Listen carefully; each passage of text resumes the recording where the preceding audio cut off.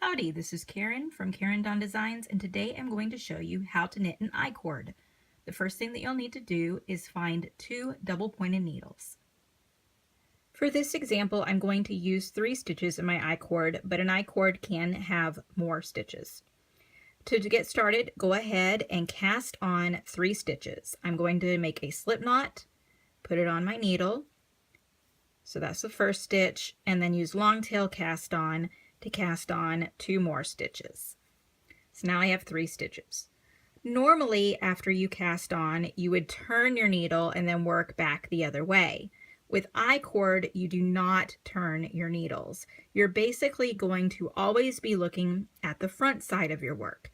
So after you've cast on, what you do instead is slide these stitches down to the other end of the needle, and then you're going to work the stitches from this side of the needle. So go ahead and pick up your other double-pointed needle and just knit these stitches. And you might need to give a little extra tug right here, and I'll show you that becomes more apparent as the I-cord gets a little longer. So you just work those stitches. And again, when you're done, instead of turning and going back the other way, you just slide these stitches down to the other end of the needle. And then go ahead and knit the next 3 stitches.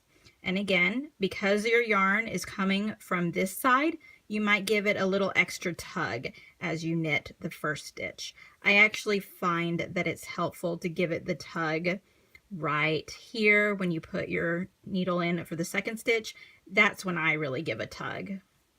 That kind of tightens things up a bit. So knit those stitches. And once again, do not turn the work. Just slide those stitches back down to the other end. And again, knit them. 1, 2. On the second one, give that little tug. There's 2, and here's 3. At this point, I like to take my I-cord and grab the end right here and just give it a little tug, and that kind of straightens out the end. And you can already see this little tube that I'm knitting is starting to form. So again, slide those down to the end and continue working in that manner until your I-cord is as long as you want it to be.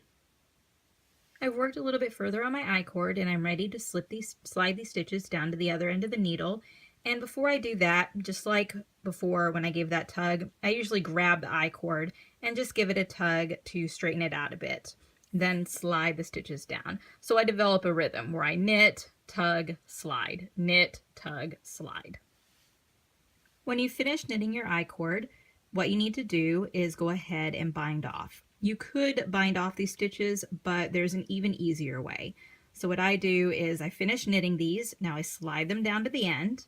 I break my yarn and I put my yarn on a tapestry needle. And then all I do is I take that tapestry needle and I just slide these stitches off the needle. So 1, 2, 3, and then I pull the tapestry needle through, pull the yarn through, give it a tug, and it has a really nice round end right there. And that is how you work an I-cord.